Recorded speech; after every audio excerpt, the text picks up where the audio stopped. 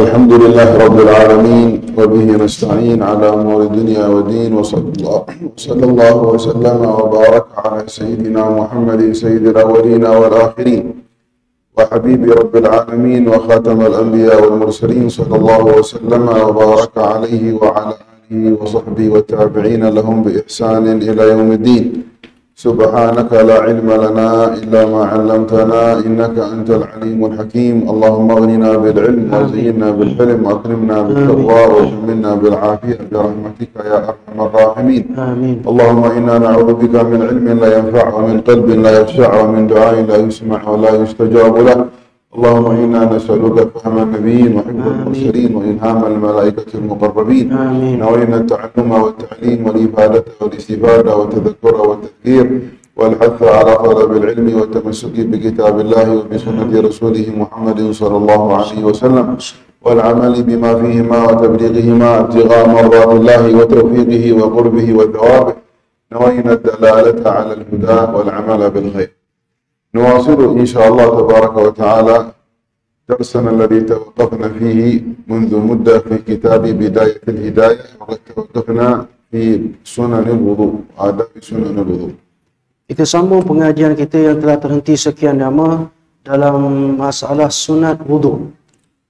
قال المؤلف رحمه الله تبارك وتعالى حجة الإسلام الغزالي باب في آداب الوضوء فإذا فرغت من الاستنجاء فلا تترك السواك.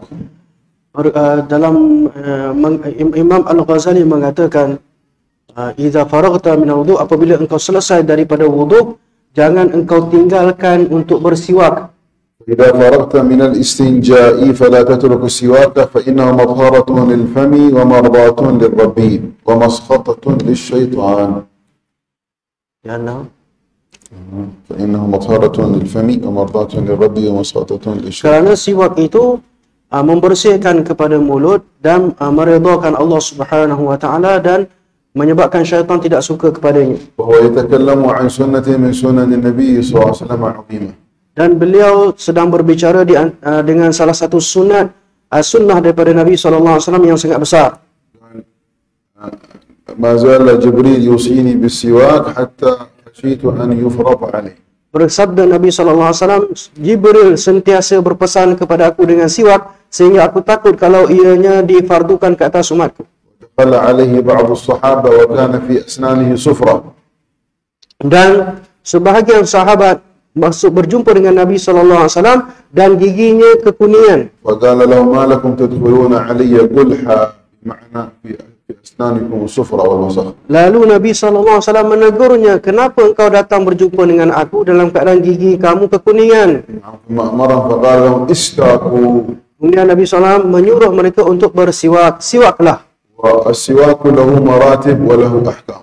Dan siwak ini ada beberapa martabat dan hukum hakam tertentu. فأفضل مراتبه أن يكون بعود الأراك. Jadi martabat yang paling baik, yang paling afdal menggunakan kayu yang dinamakan kayu arak. وهو هذا العود المعروف الآن الموجود. Ia yang kayu yang kita kenal yang sekarang digunakan sebagai kayu siwak. هذا عود الأراك. Contohnya yang Habib tunjukkan tadi. فإن لم يجد عود الأراك فليستك بجريد النخل. Kalau tidak ada kayu arak, gunakanlah pelepah tamar. فإن لم يجد بجريد النخل فليستك بعود الزيتون. Kalau tidak ada pelepah tamar, gunakanlah pelepah zaitun, pokok zaitun. فإن لم يجد فبأي عود له رائحة طيبة. Kalau tidak ada semuanya, maka semua kayu yang boleh, yang mempunyai bau yang sedap, yang wangi. إلا الريحان والرمان. Kecuali pohon raihan dan juga pohon rumman. فإن السواك بهما مكروه. Kalau menggunakan kayu daripada dua jenis ini, hukumnya adalah makruh. لما جاء في الأثر أنهما يثيران عرق الجذام. Kerana ianya dapat menyebabkan penyakit kusta. نعم فينبغي على الإنسان أن يتحذر ويتنبه من السواك بهما. Jadi berjaga-jaga untuk tidak menggunakan siwak daripada dua kayu tersebut. فإن لم يجد هذه المراتب الأربع تأتي المرتبة الخامسة وهي بقية الأعواد ولو يابسة. Kalaulah tidak mempunyai kayu-kayu yang disebutkan tadi, maka boleh menggunakan apa jenis kayu yang kering ويكفي بدلا من الأعواد الخرقة. dan memadai juga kalau tak menggunakan kayu menggunakan kain. Kain ini seumpama ini. وتقول نويت سنة السواك للصلاة.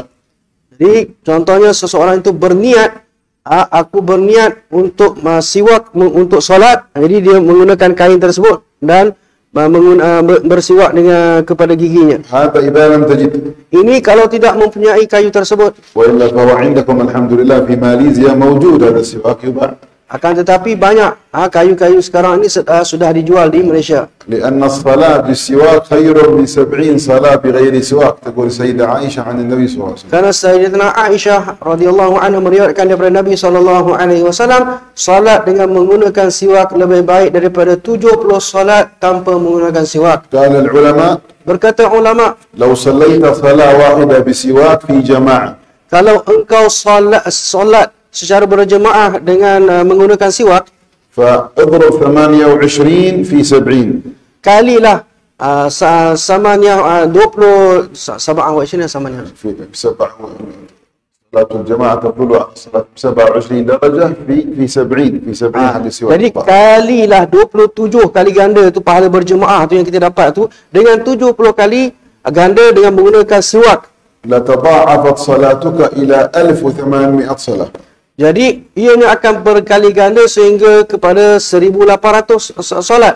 فصلاة واحدة حقك أنت تختلف عن صلاة الذي لا يصلي بسواك. Jadi hanya satu solat saja berbeza dengan orang yang tidak menggunakan siwak. فكثير من الناس يفوتون. Jadi ramai orang melepaskan peluang tersebut. الآن أنتم صليتم المغرب. Sekarang kamu solat maghrib. هل كلكم سواء في الصلاة؟ Adakah semuanya sama ketika solat? لا لستم سواء. Jadi tidak semua sama. الذي صلى بسواك مضاعفة حق الصلاة أضعاف كثيرة. Jadi yang sembahyang menggunakan siwak akan diganda-gandakan pahala solatnya. والذي لم يصلي بسواك له فضل ولكنه فضله قليل. Yang tidak menggunakan siwak dia mendapat pahala juga tapi kurang daripada berbanding orang yang tadi. نعم ولهذا كان آخر شيء استعمله رسول الله ودخل إلى جوفه ماء السواك. Sebab itulah akhir yang masuk kepada rongga baginda Nabi SAW ialah air daripada siwak. جاء في الحديث أنه لما كان ينازع الروح Datang daripada hadis ketika Nabi SAW berhadapan dengan saat kematian وتوفي في حجر السيدة عائشة dan Nabi SAW wafat di pangkuan Sayyidatina Aisyah. دخل سيدنا عبد الرحمن بن أبي بكر الصديق Ketika itulah masuknya Sayyidina Abdul Rahman bin Abu Bakar As-Siddiq ومعه سواكان عودان من السواك dan ada padanya dua kayu daripada siwak من جريد النخل. daripada pelepah tamar. فكان النبي صلى الله عليه وسلم ينظر فقط إلى العودين مع عبد الرحمن. Jadi Nabi SAW sedang memandang kepada dua kayu tersebut yang ada pada Abdul Rahman. فكانت سيدة عائشة تنظر إلى النبي تنظر إلى السواكين وقالت يا رسول الله أتريد سواكا؟ Jadi Sayyidatina Aisyah melihat kepada Nabi SAW yang sedang melihat kepada siwak dan bertanya. Dan bertanya, adakah wahai Rasulullah engkau inginkan siwak? Lalu Nabi SAW mengisyaratkan dengan kepalanya, ya. لم يستطع أن يتكلم لأنه في حالة غرغرة في حالة النزع. Jadi Nabi SAW tidak mampu untuk berbicara ketika itu kerana sedang menghadapi saat sakaratul maut. فطلبت من عبد الرحمن أن يعطيها عودا من السواك. Lalu diminta Abdul Rahman untuk memberikan siwak kepada baginda SAW. فأعطاها عودا فلينته. هكذا لينته. Lalu siwak itu dilembutkan oleh Sayyidatina Aisyah radhiyallahu anha. ثم سوكت النبي صلى الله عليه وسلم. Lalu beliau pun menyiwak baginda sallallahu alaihi wasallam. وبعد هذا خففت عليه روحه فقال الرفيق الأعلى ففاضت روحه. Lalu Nabi sallallahu alaihi wasallam berasa ringan di saat kematian itu dan Nabi sallallahu alaihi wasallam menyebut ar-rafiqul a'la sehinggalah dicabut nyawa baginda sallallahu alaihi wasallam. ولهذا قال العلماء من فوائد السواك من فوائد المواظبة على السواك. Sebab itulah berkata para ulama di antara faedah orang yang sentiasa melazimi siwak أنه يخفف نزع الروح. ianya menyebabkan mudah untuk tercabutnya roh daripada jasad. إذا حضرت عند ميت Ketika engkau menghadiri orang yang sedang menghadapi saat kematian فرأيت أنه ينازع خلاص سيموت قريب. engkau lihat dia sedang menghadapi saat-saat terakhir, فتريد أن تخفف عليه نزع الروح، خروج الروح. kemudian engkau ingin untuk memudahkannya keluarkan rohnya daripada jasadnya. فهناك سببان طريقان لتخفيف النزع. Jadi di situ ada dua sebab ataupun dua cara untuk meringankan tadi. أولهما السواك. Yang pertama ialah menggunakan siwak. الثاني بعد أن تسويك اقرأ سورة ياسين عند رأسه. بسم الله الرحمن الرحيم ياسين والقرآن الحكيم إنك إلى أن تنهيها. هذا بسرعة تخرج الروح، تكون سهلة. Yang kedua ialah selepas engkau bersiwak, engkau membaca surah Yasin di kepalanya sehingga akhir. Ini menyebabkan rohnya akan senang untuk keluar. دليل السواك قد عرفناه. Dalil untuk siwak kita tahu. ولكن دليل ياسين قوله صلى الله عليه وسلم اقرأوا على موتاكم سورة ياسين، أي اقرأوا عند موتاكم عند حالة موتهم سورة ياسين. Dalil untuk surah Yasin, Nabi SAW bersabda, bacalah di sisi orang yang sedang menghadapi saat kematian itu surah Yasin. لأن نزع الروح شديد. Kerana saat tercabutnya roh itu sangat sukar sekali. فالروح مثل الماء في الغصن، كتاب الغصن الأخضر هذا الروح فيه مثل الماء داخله. Roh itu seumpama air yang berada di pohon, di dalam sebuah pohon. إذا أردت أن تخرج الماء من هذا الغصن، Kalau engkau ingin mengeluarkan air daripada dahan tersebut, كيف تفعل؟ macam mana engkau lakukan? إما أن تتركه في الشمس يجف أيام حتى يجف هذا العود. Sama ada engkau biarkannya berada di bawah sinaran matahari sehingga ia kering. وإذا أردت بسرعة أن يخرج منه الماء، Kalau kamu inginkan dengan segera untuk keluarkan airnya, تعصره عصرا perahnya dengan secara kuat عصرا شديدا حتى يخرج منه الماء هذا. sehingga keluarnya air. كذلك الروح إذا أراد أن يخرجها عزرائيل سريعا يخرجها بشدة من البدن. Begitu juga roh ketika malaikat Israel ingin mengeluarkannya dengan cepat, maka dia berkeluarkan dengan sangat sukar sekali. فلهذا يعاني الإنسان معاناة شديدة. Sebab oleh itu manusia itu ketika saat itu berasa sangat sakit sekali. وقد عانى صلى الله عليه وسلم تخفيفا لأمته. Dan Nabi SAW telah menghadapi akan sakitnya untuk meringankan bagi قال umatnya. الراوي فكان يعرق جبينه صلى الله عليه وسلم يتصبب عرق من شدة النزع.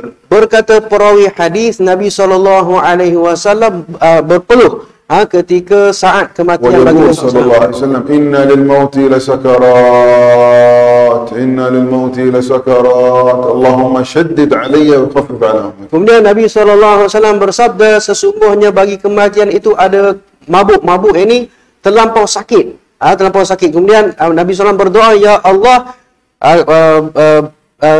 kuatkanlah ianya ke atas aku sakitnya itu dan ringankanlah ke atas umatku.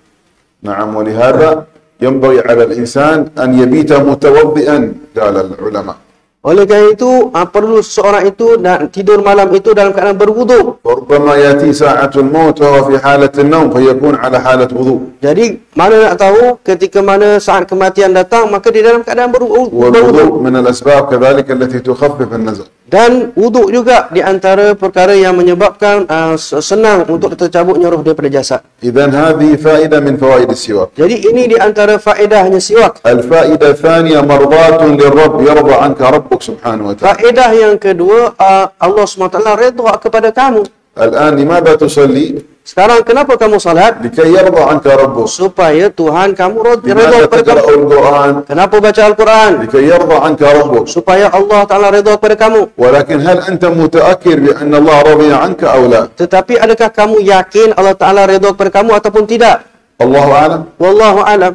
ولكن هذا سبب ذكره النبي بأنه يحقق لك رضا الرب.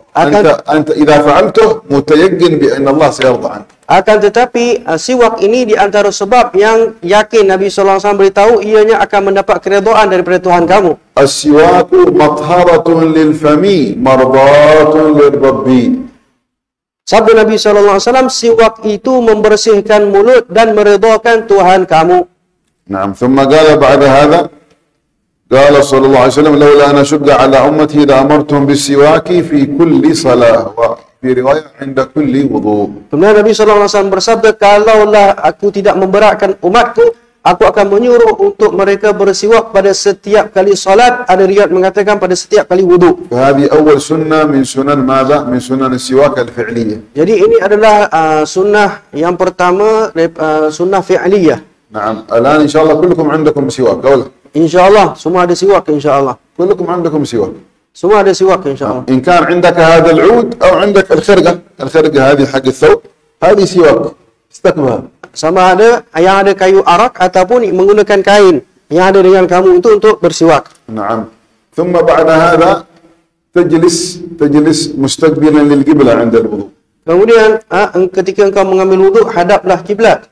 ولهذا كان العلماء السابقون Sebab itulah ulama terdahulu, سواء كان في عالم ملاي ولا في غير عالم ملاي، sama ada di alam Melayu atau yang lainnya, إذا بنوا المساجد kalaulah mereka membina masjid أو السورة ataupun surau وبنوا مكان الوضوء dan membina tempat untuk berwuduk, يجعلون محل الوضوء هذا الحنفية مقابل القبلة، يجعلون هنا حتى يقابل المتوضئ القبلة فينال الأجر. mereka akan membuatkan paip itu membelakangkan kiblat supaya orang yang mengambil wuduk akan menghadap kepada kiblat. وإذا بنوا الحمامات التاندس هذه ما جعلوها تقابل القبلة، جعلوها كذا تقابل هنا أو هنا حتى لا يقابل الإنسان في أثناء قضاء الحاجة القبلة. Begitu juga kalau membina tandas, mereka tidak akan membina tandas yang menghadap kepada kiblat atau membelakanginya. Mereka akan menghadap ke sebelah kanan ataupun sebelah kiri. لأنهم يحافظون ويواظبون على آداب النبي محمد صلى الله عليه وسلم. Kerana mereka sangat memelihara kepada adab dan sunnah Nabi SAW.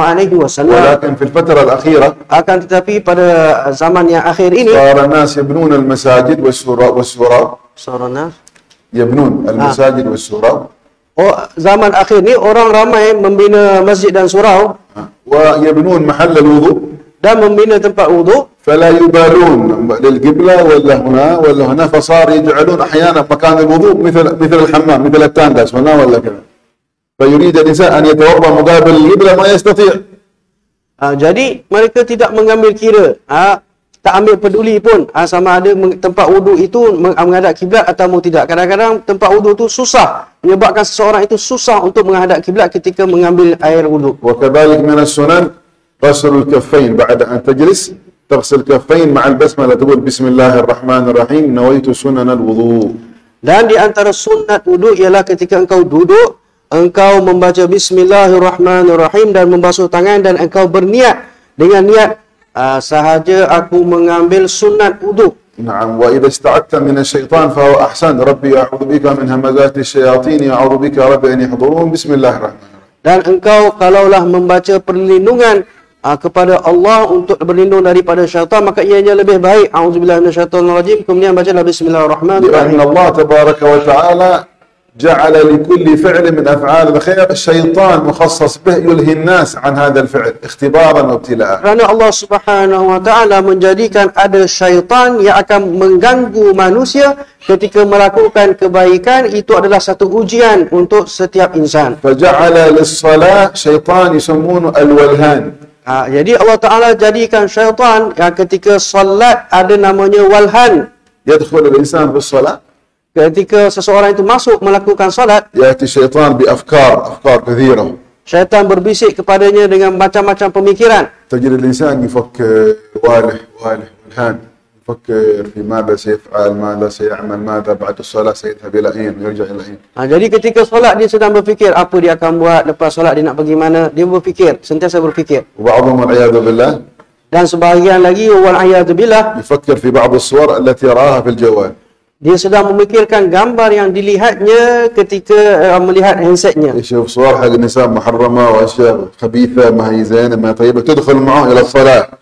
Melihat gambar-gambar yang tidak elok, gambar-gambar perempuan yang tidak elok sehingga membawa kepada solat. لأنه ما تاب منها، ما تاب إلى الله منها. Kerana dia tidak bertaubat bertaubat kepada Allah daripadanya. الشيطان هذه كل الأمور يخبيها في ملف خاص بك أنت. هذا ملف مثلا فلان ابن فلان، يخبي لك المحرمات هذه كلها في ملف.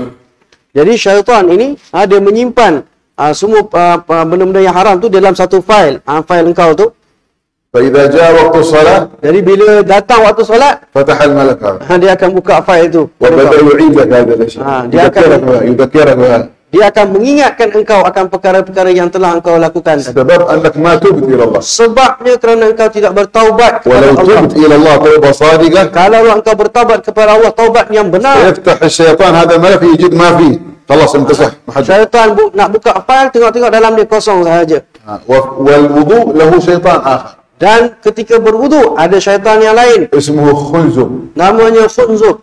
نعم إذا جيت عند الوضوء Ketika engkau sedang mengambil wudu, يوسوس لك dia akan mendatangkan was-was. أنا غسلت يدي هذه ولا في الوجه الآن أو غسلت رأسي مسحت رأسي أو ما مسحت رأسي. Jadi aku sedang basuh tangan ke ataupun aku sedang basuh muka? Aku dah sapu kepala ke belum? هل غسلت يدي مرة أو مرتين؟ Atau dah basuh satu kali ataupun dua kali? فينسيك. Jadi dia mendatangkan was-was. وخذ هذه قاعدة وجربها. هذه مجربة قاعدة عند العلماء. Dan ambillah satu kaedah ini, dan kaedah ini sangat mujarab di sisi ulama. من حضر في الوضوء Siapa yang berwudu, فسوف يحضر في الصلاة لا محالة.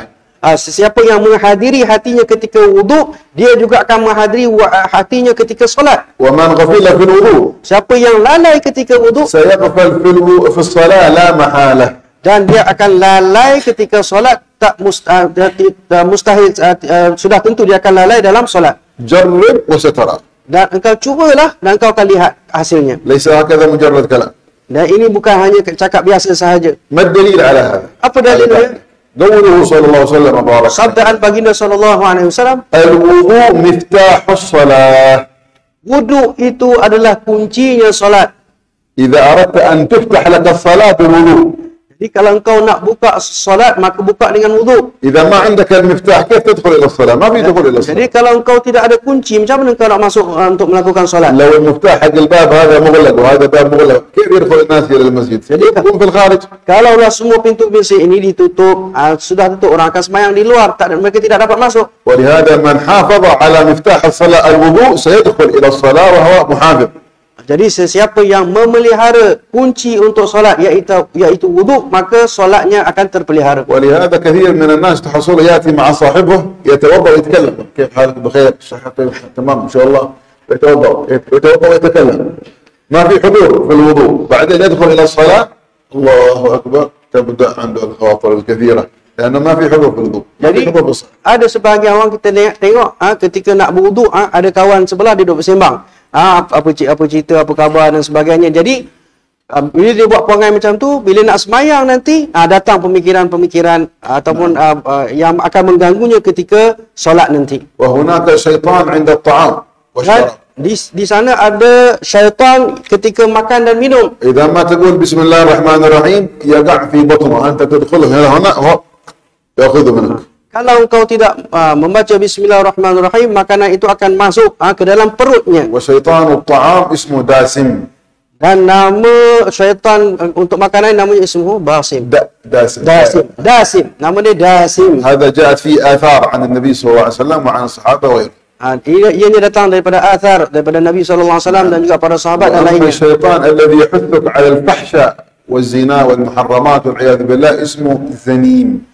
Adapun syaitan yang mengajak manusia kepada zina dan melakukan perkara-perkara yang keji, namanya adalah zanim. قال الله تبارك وتعالى عن الوليد عتل بعد ذلك زنيم. Allah Subhanahu wa taala berfirman di dalam Al-Quran berkaitan dengan seorang kafir namanya Walid, utullim ba'da zalika zanim. أي ابن زنا منسوب للزنا والعياذ بالله تبارك وتعالى. Yaitu makna zanim itu adalah dinisbahkan kepada anak zina. أو زنيم لأنه ابن زنا فهو شيطان من شياطين الإنس. Ataupun kerana ianya adalah syaitan di kalangan manusia. فوصفه بالشيطنة.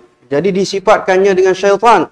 فينبغي على الإنسان أن يواظب على ماذا؟ يواظب على الذكر في أثناء الوضوء ويحضر في الوضوء حتى يحضر في الصلاة. Jadi sepatutnya seseorang itu untuk menjaga zikir, membaca zikir ketika mengambil wuduk dan menghadirkan diri ketika wuduk untuk menghadirkan diri dalam solat. نعم. ثم اغسل يديك قبل أن تدخلهما في الإناء. Kemudian basuhlah tangan kamu sebelum masukkan tangan kamu ke dalam bekas. واجلس مرتفعا فوق شيء مرتفع إذا أردت البول أو إذا أردت أن تستنجي حتى لا يعود إليك الرشاش. Jadi antara sunnahnya lagi ialah kamu duduk di tempat yang lebih tinggi, sama ada untuk berstinja atau supaya tidak kena renjisan air tersebut. نعم. وقل اللهم إني أسألك اليمن والبركة Dan katakanlah Allahumma inni as'aluka, ya Allah aku memohon kepada engkau akan yumni wal barakah, keamanan dan barakah, kebaikan dan barakah.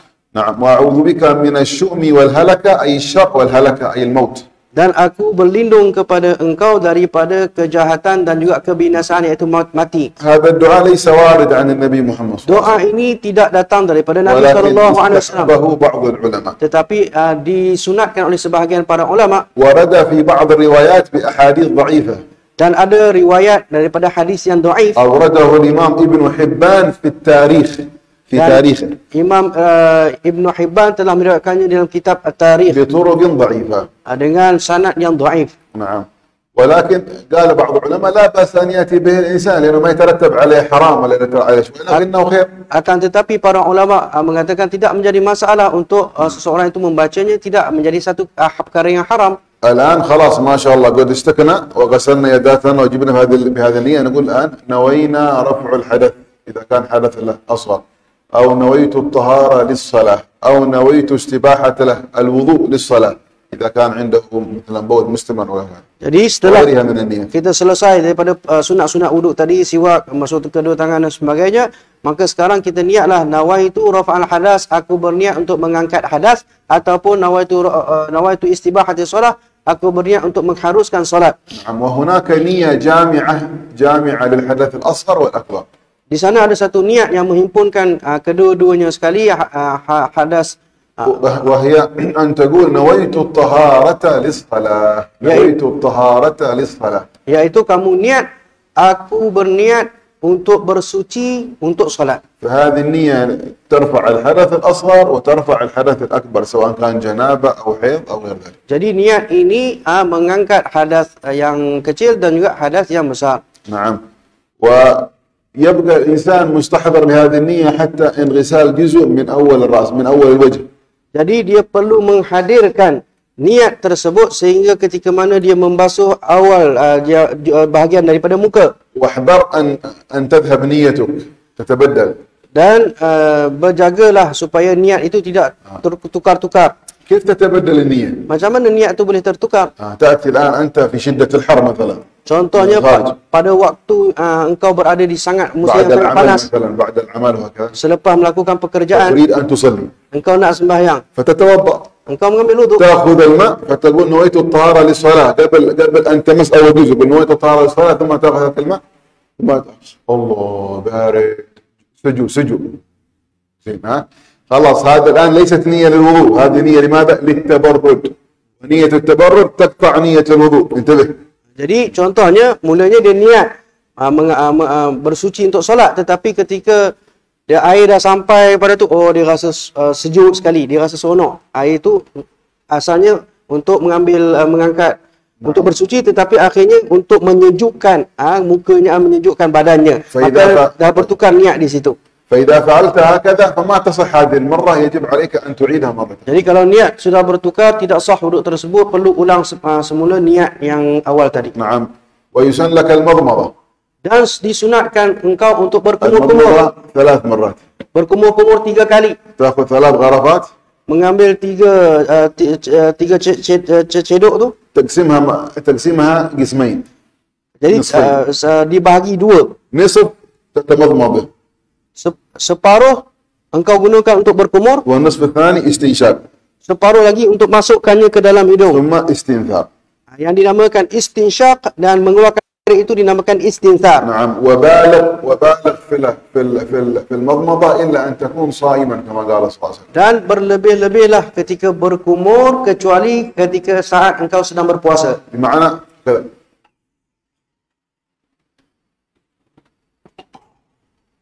ليس كذا بس. لا أدخل ما هنا وكذلك في الاستنشاق حتى يصفي يدخل إلى هنا ثم يخرج. من يخاف من كورونا الذي يواظب على ماذا؟ يواظب على تنظيف أنفه إلى داخل في الوضوء ما يثبت في كورونا كثير يموت بسرعة. Jadi berlebih-lebih itu seperti habis bagi contoh tadi, berkumur sampai dekat anak tekak tu. Sampai bunyi macam tu. Dan juga hidung juga sampai ke pangkal hidung ni. Jadi boleh menyembuhkan seseorang itu daripada penyakit corona kalau orang yang sentiasa melazimi membersihkan hidungnya sampai ke pangkalnya. وتقول في الدعاء اللهم أعني على تلاوة كتابك Dan engkau membaca doa, Allah, ya Allah, bantulah aku untuk membaca kitabmu وكثرة الذكر لك dan banyak berzikir kepadamu, وثبتني في الحياة الدنيا وفي الآخرة وثبتني بالقول الثابت في الحياة الدنيا وفي الآخرة. dan tetapkanlah aku dengan kata-kata yang tetap di dunia dan juga di akhirat. هذا دعاء المضمضة والاستنشاق. Ini adalah doa ketika berkumur-kumur dan memasukkan air ke hidung dan mengeluarkannya. وكذلك تزيد في الاستنشاق اللهم أرحني رائحة الجنة وأنت عني راض.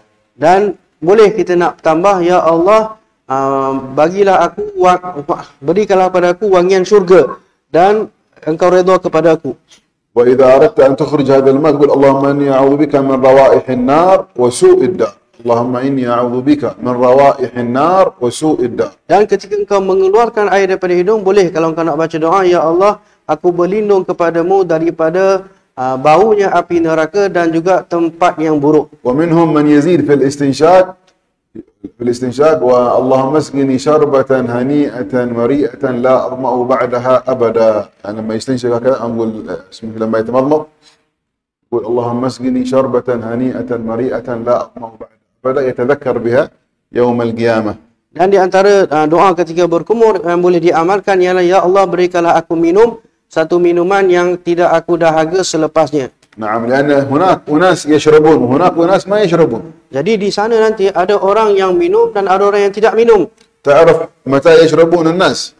Tahukah kamu bilakah manusia itu akan minum? إذا وردوا على الحوض. Apabila mereka sampai ke satu telaga. أين مكان الحوض؟ Di manakah telaga tersebut? هل يعرفه منكم؟ Adakah kamu semua ada yang tahu? إيش مكان الحوض؟ Di manakah tempat telaga tersebut? مكان الحوض بعد الميزان قبل جهنم. Jadi tempat telaga tersebut ialah selepas timbangan sebelum kepada neraka. بعد الميزان بعد الوزن تأتي الأعمال توزن الآن تمر على الصراط. إذا تمر على الصراط الآن تشرب من الحوض. Jadi selepas ditimbangnya amalan itu, maka di situ engkau lepas tu engkau akan melalui titian sirat. Sebelum itulah kamu akan minum di sebuah telaga. ولكل نبي حوض. Dan setiap nabi itu mempunyai telaga masing-masing. من لدن آدم إلى النبي محمد صلى الله عليه وسلم. Daripada هنا حوض zaman آدم هنا حوض نوح هنا حوض إدريس ذو الكفل عيسى موسى إبراهيم هود صالح كل واحد بحوضه. Jadi pada zaman Nabi Adam AS hingga Nabi Muhammad SAW, setiap para nabi itu mempunyai telaga masing-masing. ولكن أكبر الأحواض هو حوض النبي محمد صلى الله عليه وسلم. Akan tetapi telaga yang paling besar ialah telaga Sayyidina Nabi SAW. وأكثر الناس من يشرب هم من يشربون من حوض النبي محمد صلى الله عليه وسلم. Dan ramai sekali yang paling ramai sekali yang akan minum daripada telaga Nabi SAW. قال صلى الله عليه وسلم Sabda Nabi SAW, مسيرة حوضي panjangnya telagaku كما بين مكة إلى صنعاء اليمن. jaraknya daripada Mekah sehinggalah San'a di Yaman. هذا الشاح حق الحوض الله شوف كبير جدا. Tengok, telaga ini sangat besar sekali. آنيته كعدد نجوم السماء. Dan cawannya seperti bilangan bintang yang berada di langit. ماؤه Airnya أعذب من العسل. lebih manis daripada madu. وريحه أطيب من المسك. Dan baunya lebih wangi daripada kasturi. من شرب منه شربة واحدة ولو شربة واحدة Barang siapa yang minumnya daripadanya satu لا tegukan, يظمأ بعدها أبدا. dia tidak akan dahaga selama-lamanya. خلاص تدخل إلى الجنة وأنت ريان ما تحتاج إلى شيء. Jadi kau masuk syurga dalam keadaan kau sudah hilang ولهذا dahaga. قال العلماء إنما الشراب في الجنة ليس لأجل العطش. Berkata para ulama, minum di syurga itu bukan kerana dahaga. لأنه ما في الجنة عطش. خلاص من دخل الجنة هذا علامة أنه قد شرب من الحوض لأنه لن يشرب من الحوض إلا من سيدخل الجنة. Kerana orang yang masuk syurga itu tidak akan berasa dahaga lagi kerana dia telah minum daripada telaga Nabi SAW dan dia akan masuk syurga. إذن الشراب في الجنة هناك لمن؟ jadi ودام احنا خلاص الحمد لله ندخل الجنة إن شاء الله وإياكم. آمين إن شاء الله. وما في عطش. إذن الشراب هذا فيه ماء أنهار من ماء غير آس وأنهار من عسل مصفى لذة للشاربين. إذن يعني ما الفائدة من هذه الأنهار إذا كنا لسنا بعطش؟ Jadi minuman-minuman di syurga itu untuk apa? Sungai-sungai yang mengalir daripadanya. Jadi apakah faedah ada air minuman di dalam syurga kalaulah orang itu tidak merasa dahaga? Allah subhanahu wa ta'ala وضحها. Allah Subhanahu wa taala telah menjelaskannya. قال لذة للشاربين لأجل اللذة للاستلذاذ بس. Ianya adalah menjadi kelazatan bagi orang yang meminum. Jadi untuk mendapatkan kelazatan sahaja. مثل أنت الآن مثلا تأكل على مائدة طعام. Seperti engkau makan di hadapan kau ada banyak hidangan. يقدمون لك كاس من الماء وكاس من العصير. Mereka memberikan kepada engkau ada air dan juga ada jus. فتشرب الماء. Engkau minum air, خلاص يذهب العطش. dah hilang dahaga. ولكنك تريد أن تستلذ بهذا الشراب. Akan tetapi engkau ingin merasa lazat dengan minuman yang satu lagi. فشربك من هذا الشراب للاستلذاذ والاستمتاع والتنعم زيادة في التنعم. Jadi engkau minum air jus tu tadi untuk merasa lebih lazat dan lebih sedap dan merasa nikmat. كذلك في الجنة أنهار Begitu الجنة. juga sungai-sungai di dalam syurga. نعم. هناك أناس يطردون من الحوض يبادون من الحوض. Di sana nanti ada orang yang dihalau daripada telaga Nabi SAW. من أمة النبي محمد صلى الله عليه وسلم. Daripada kalangan umat Nabi SAW. يأتون بعد الوزن فرحانين. Mereka datang selepas ditimbangnya amalan dalam keadaan bergembira. يريدون أن يشربوه من الحوض. Mereka عندهم ظمأ شديد. ingin minum daripada telaga kerana dahaga yang bersangatan. فإذا هموا وأرادوا أن يغرفوا من الماء Ketika mana mereka ingin mengambil air tersebut, ضربتهم الملائكة بالسياط من نار. mereka dipukul oleh malaikat dengan rantai daripada neraka. قال صلى الله عليه وسلم فأقول أمتي هؤلاء من أمتي أنا أعرفهم هؤلاء من أمتي. Lalu Nabi SAW bersabda kepada malaikat, wah ini adalah umatku, ini adalah umatku. Aku tahu, aku kenal mereka. قال فتقول الملائكة إنك لا تدري ما أحدثوا بعدك ما غيروا وبدلوا في دينك. Lalu malaikat memberitahu kepada Nabi SAW, sesungguhnya engkau tidak tahu apa yang mereka telah ubah daripada agama engkau selepas kematianmu. يعني جاءوا إلى الدين وغيروه. Jadi mereka ini mengubah agama. يشربون المسكرات يقول لك هذا مشروب روحي للروح. خمر ولا ما خمر هذه المشروب روحية روح. Contohnya هذا تغيير وتبديل. mengubah air tu yang asalnya air arak memabukkan. Mereka mengatakan minuman ini untuk roh, untuk menaik melapangkan jiwa. يكشفون عورات نسائهم وعوراتهم هذا مودرن. Membuka aurat-aurat wanita lalu dikatakan ini adalah moden. يتركون الصلوات ويتركون الزكوات لأسباب كثيرة. Meninggalkan salat dan meninggalkan zakat kerana sebab-sebab yang banyak. فهؤلاء يطردون من الحوض. Jadi mereka inilah yang dihalau daripada telaga baginda sallallahu alaihi wasallam. قال صلى الله عليه وسلم والحديث في مسلم. Sabda Rasulullah sallallahu alaihi wasallam dalam hadisnya dalam sahih Muslim. قال فأقول سحقا ثم سحقا أي سحقا إلى النار اذهبوا بهم إلى النار. Sebagian yani mana? سحقا يعني هلاكا إلى النار. Lalu Nabi sallallahu alaihi wasallam bersabda binasalah yakni mereka akan pergi ke neraka. نعم فنسأل الله سبحانه وتعالى أن لا يجعلنا منهم إن شاء الله. Amin. Mudah-mudahan Allah Taala tidak jadikan kita daripada golongan tersebut. قال العلماء Berkata ulama, ومن هؤلاء الناس الذين يطردون المنافقين. dan di antara orang yang dihalau ialah orang-orang munafik. الذين ينافقون يظهرون الدين والخير في الظاهر ولكن يبطنون الشر والعياذ بالله في الباطن. Mereka ini menzahirkan agama di depan orang tetapi dalam batinnya adalah sebaliknya. والآن كثير من الناس على ظهر الحياة يعيشون. Dan sekarang ini ramai orang yang hidup di atas dunia ini. كان آباؤهم صالحين. Sebahagian mereka bapa moyang mereka adalah orang soleh. وكانوا أهل طاعة. Dan mereka adalah ahli taat. ولكن جاء الأولاد فغيروا وبدلوا وذهب صلاح آبائهم باسم التطور وباسم المودرن وباسم الحضارة. Kemudian datang anak cucu mereka mengubah kehidupan mereka atas dasar mengatakan ini adalah moden. فهؤلاء الناس يخاف عليهم أن يطردون من حوض Jadi النبي. mereka ini ditakutilah kalaulah mereka juga akan dihalau daripada neraka baginda daripada telaga baginda Rasulullah sallallahu alaihi wasallam. ماء الحوض من أين يأتي؟ air telaga tersebut daripada mana ianya datang. هذا الحوض خارج الجنة، شوف ليس داخل الجنة، خارج الجنة. Telaga ini berada di luar syurga, bukan berada dalam syurga. ولكن ماؤه من داخل الجنة. Akan tetapi airnya puncanya daripada syurga. قال صلى الله عليه وسلم: Sabda Rasulullah sallallahu alaihi wasallam, يصبان فيه ميزابان من الكوثر. ianya melimpah dengan daripada mizab pancur air itu daripada telaga Kautsar. ما هو الكوثر؟ Apa itu Kautsar? نهر جار في الجنة، Satu sungai yang mengalir di syurga.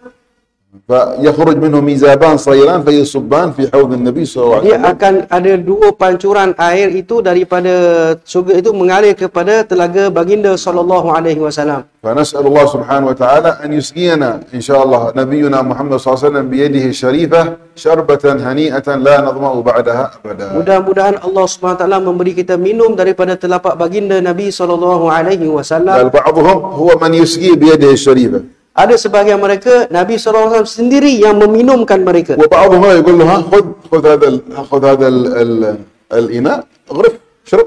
Sebahagian lagi disuruh untuk mengambil cawan, ambil sendiri untuk minum. فكلهم على خير، Jadi semuanya ada kebaikan. لكن فرق من يشرب من الإناء ومن يشرب باليد الشريفة من يد النبي صلى الله Tetapi عليه وسلم. فرق ada كبير. perbezaan, ada antara orang yang minum daripada cawan dan daripada tangan baginda yang mulia sallallahu alaihi wasallam. وجاء في بعض الآثار أن النبي صلى الله عليه وسلم يطلب من سيدنا علي أن يعينه في السقيا.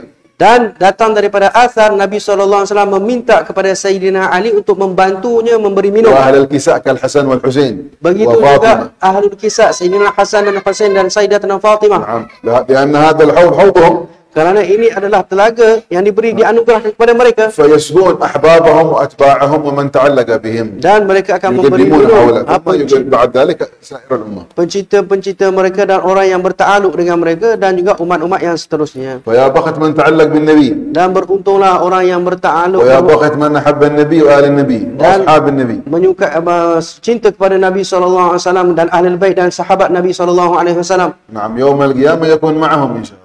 Pada hari kiamat insya-Allah akan bersama dengan ومن mereka. علامات المحبة Dan di antara tanda mahabbah الفرح بذكره صلى الله عليه وسلم في الدنيا، iaitu bergembira dengan mengingati Nabi sallallahu alaihi wasallam di dunia ini. وخصوصا في شهر ربيع الأول مثل شهرنا هذا. Lebih-lebih lagi pada bulan seumpama ini bulan Rabiul Awal. يفرح المؤمن بميلاده صلى الله عليه وسلم، Seorang mukmin itu bergembira dengan kelahiran baginda sallallahu فيجمع alaihi wasallam. الناس على ذكر السيرة وعلى ذكر المولد النبوي، Lalu menghimpunkan orang untuk membaca kepada sirah Nabi sallallahu alaihi wasallam dan maulid Nabi sallallahu alaihi وتحرز wasallam. المساجد والبيوت بالصلاة على النبي صلى الله عليه Dan وسلم. bergegarlah masjid dan juga rumah-rumah dengan berselawat ke atas Nabi sallallahu يا alaihi رب wasallam. صل على محمد يا رب صل عليه وسلم. Ya. تحرك البيوت. Jadi المساجد. membaca selawat ke atas Nabi dan mengucapkan salam kepada Nabi sallallahu alaihi wasallam di rumah-rumah dan di masjid. نعم، وهذا المولد إنما فعل لأجل تحريك المحبة في القلوب. Jadi maulid yang seumpama ini diadakan untuk menggerakkan hati. نحن عندنا هناك ما شاء الله في حضرموت اليمن وفي غيرها في البلدان العربية كل أسبوع ليلة الجمعة يقرؤون مولد النبي صلى الله عليه وسلم. Jadi kami di Hadramaut di sana setiap minggu kami mengadakan maulid untuk mengingati akan Nabi sallallahu alaihi wasallam. لماذا خصصوا هذه الليلة؟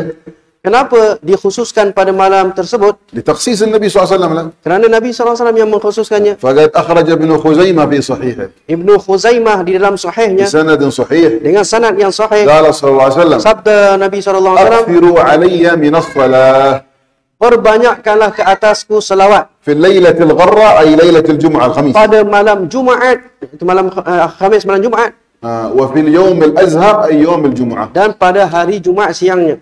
فيفعلون السيرة هذه حتى يكثر الناس من الصلاة على النبي صلى الله عليه وسلم امتثالا لأمر النبي صلى الله عليه وسلم. Jadi mereka mengadakan untuk membacakan sirah Nabi sallallahu alaihi wasallam supaya ramai orang untuk berselawat ke atas Nabi sallallahu alaihi wasallam pada malam tersebut. وهذا في سر لتربية الأولاد الصغار.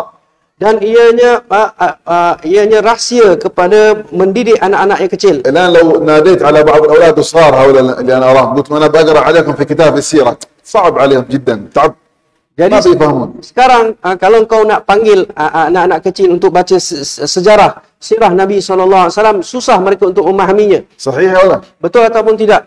ولكن لما تقول له تعال مرة يلا بسم الله الرحمن الرحيم يا رب صل على محمد يا رب صل عليه وسلم يأخذ يا رب صل أولا فينشأ فيه الذكر من الصلاة على النبي ومحبة النبي والتعلق بالنبي وعاده صغير يكبر خلاص إذا رجال محب للنبي صلى الله عليه وسلم. Akan tetapi kalau kita panggil anak-anak kecil untuk sama-sama berselawat ke atas Nabi SAW dengan kita cara mengadakan maulid, maka dia akan rasa seronok. Lalu daripada kecil lagi dia membesar dalam keadaan seronok untuk mengingati kepada baginda SAW. ولهذا اليهود والنصارى Oleh kerana itu orang-orang Yahudi dan لما Nasara عرفوا أن المولد هذا ينمي المحبة في قلب النبي صلى الله عليه وسلم apabila mereka mengetahui maulid ini menambahkan rasa cinta kepada Nabi SAW, أوجدوا أناس بيننا mereka من المسلمين بيننا mencipta mengadakan satu kumpulan di kalangan orang Muslim, أوحوا إليهم أخبروهم memberitahu kepada mereka, افتنوا المسلمين افتنوهم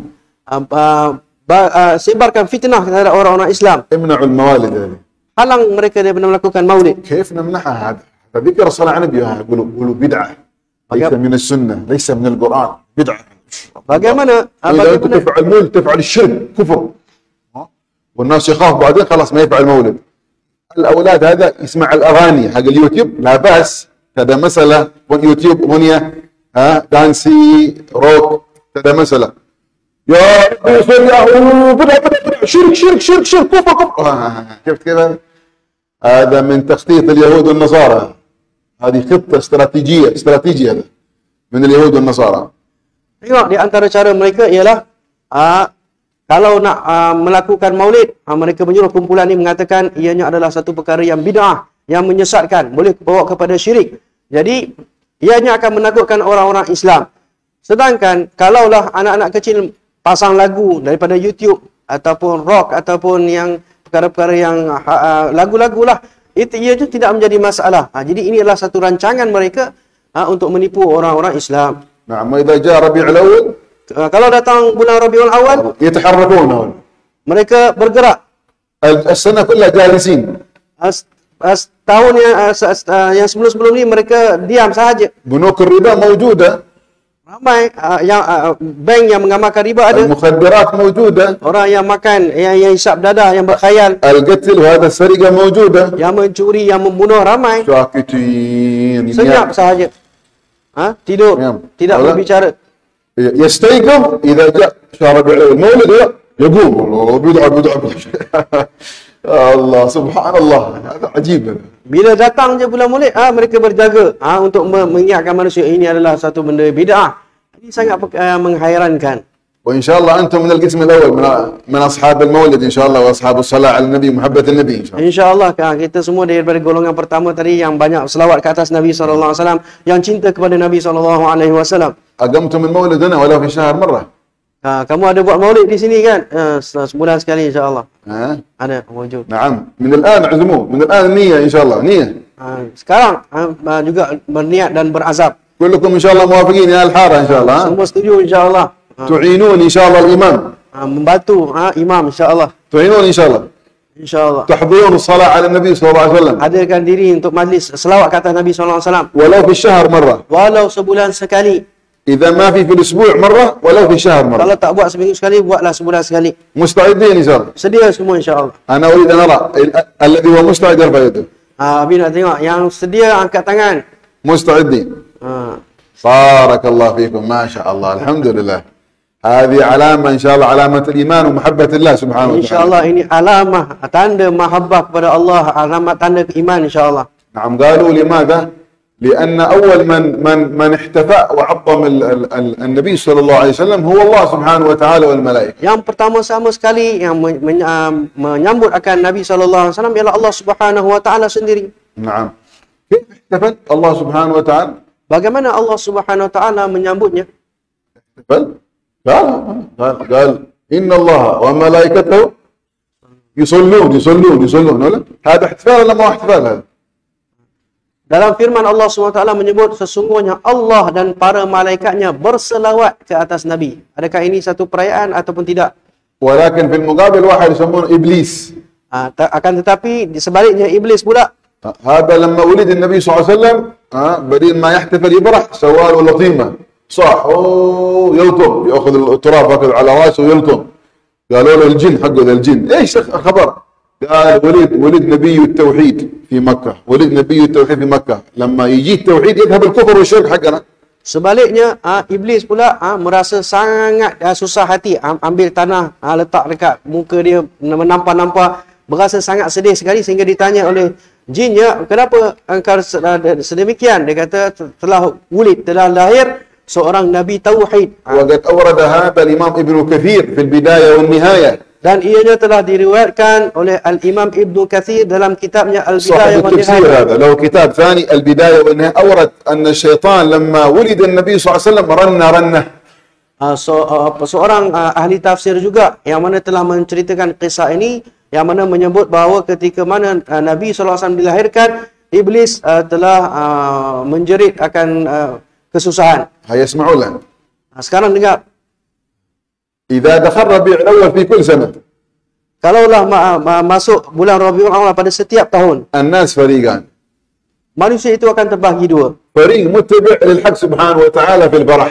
Satu kumpulan mengikut akan Allah Subhanahu wa taala dalam kegembiraan terhadap baginda sallallahu alaihi wasallam, وفريق ثاني شيخهم شيخ أبو رنة، dan حقهم الشيخ شيخهم أبو رنة. syekh yang kedua, kumpulan yang kedua, mereka mengikut syekh mereka ada yang berasa susah akan kelahiran baginda sallallahu alaihi وهو wasallam, إبليس. yaitu iblis. يحزنون ويغضبون ويتباكون، ما هذه البدع وما هذا الشرك وما هذا الكفر، لا تسووا مولد لا تسووا صلاة.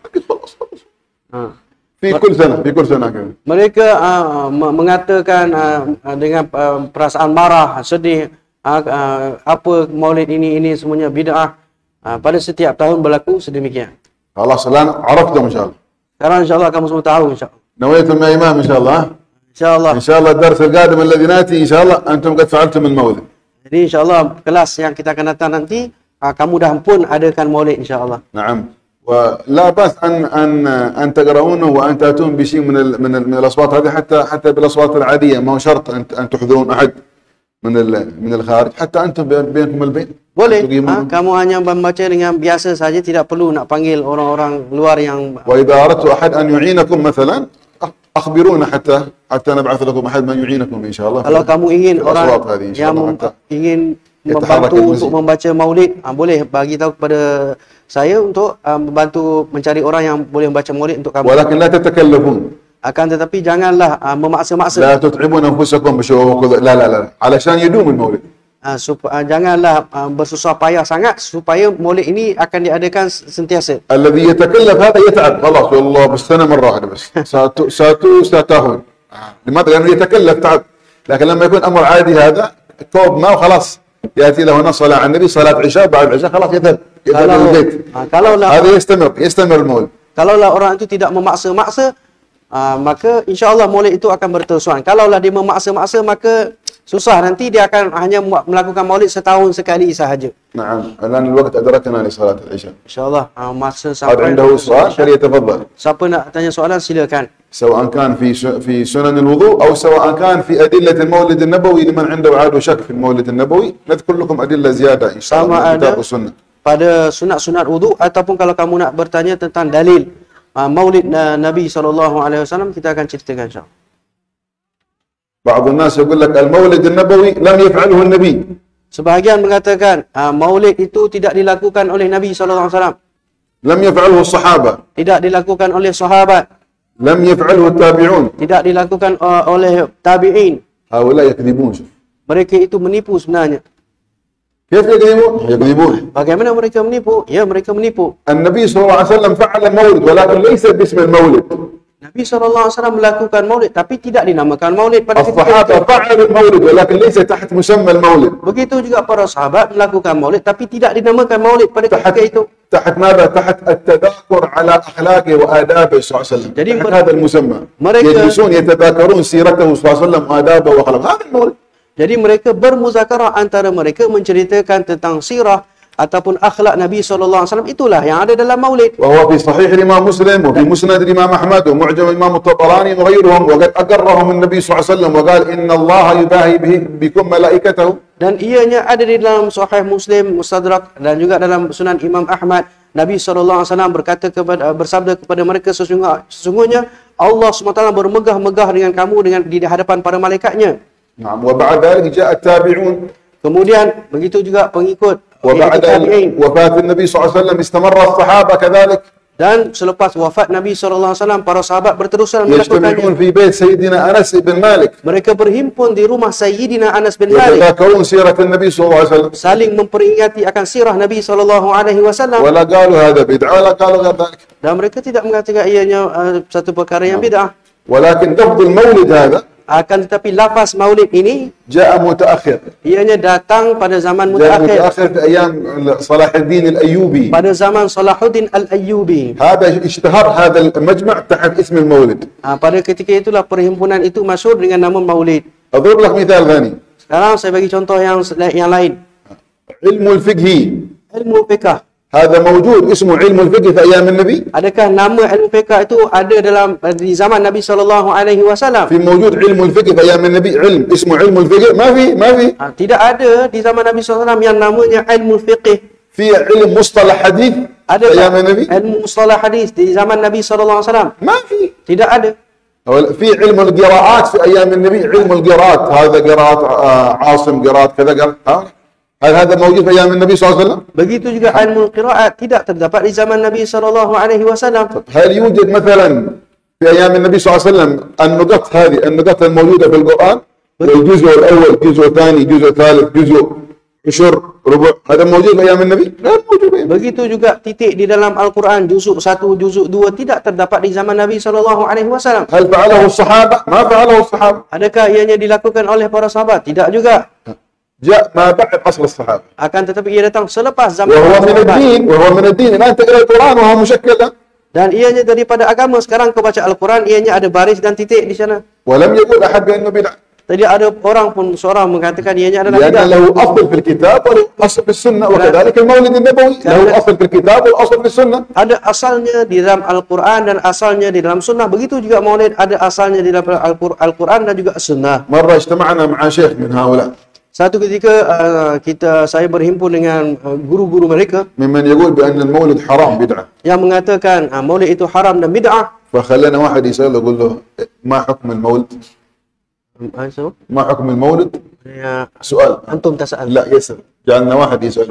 Jadi seorang daripada mereka datang dan bertanya kepada aku, apakah hukum maulid? فقال بدعة هكذا ما فعله النبي ولم يفعله الصحابة ولم يفعله التابعون. قلنا تمام. Jadi orang itu bertanya kepada syekh tadi, syekh Wahabi itu, syekh yang mengatakan maulid itu adalah bid'ah, haram dan sebagainya. فجعلنا واحد ثاني يسأله. Kemudian kita hantar orang lain untuk tanya kepada mereka. يا شيخ عندنا احتفال بتخرج حفظة القرآن. احتفال عندنا احتفال اسمه احتفال تخرج حفظة القرآن. ما حكم هذا؟ Tanya soalan dia, kita ada sambutan untuk orang-orang yang telah habis menghafal Al-Quran. Apa hukum kita menyambut perayaan tersebut? هذا مستحب مندوب. Ini adalah benda yang disunatkan, dia kata. فقلنا نقول له هل فعله النبي؟ Kemudian kita suruh dia tanya, adakah ianya dilakukan oleh Nabi SAW? سكت. هل فعله الصحابة؟ Dia diam. Adakah dia dilakukan oleh para sahabat? سكت. هل فعله التابعون؟ Adakah dia dilakukan oleh tabi'in? ما فعله لا النبي ولا الصحابة ولا التابعين. Jadi tidak dilakukan oleh Nabi SAW dan juga sahabat dan tabi'in. لماذا هذا خير؟ لأنك أنت تريده. Mengapa ini bagus? Kerana engkau inginkannya. ولماذا هذا بدعة؟ لأنك أنت ما تريده. Kenapa ini bid'ah? Kerana engkau tidak menginginkannya. لا الدين يريد هذا يريد هذا لكن أنت تفرق على حسب ما تريد. أردت هذا فقلت سنة ولم تريد هذا فقلت بدعة. وإلا الدين يريد هذا سنة وهذا سنة. هذا مستحب وهذا مستحب. Agama itu atas ikut suka rasa dia je. Kalau dia nak, maka dia kata sunnah. Kalau dia kata tak, dia tak nak, dia kata itu adalah bid'ah. نعم. عنده سؤال؟ Baik, ada sesiapa yang nak bertanya soalan, silakan. عنده سؤال فليتفضل.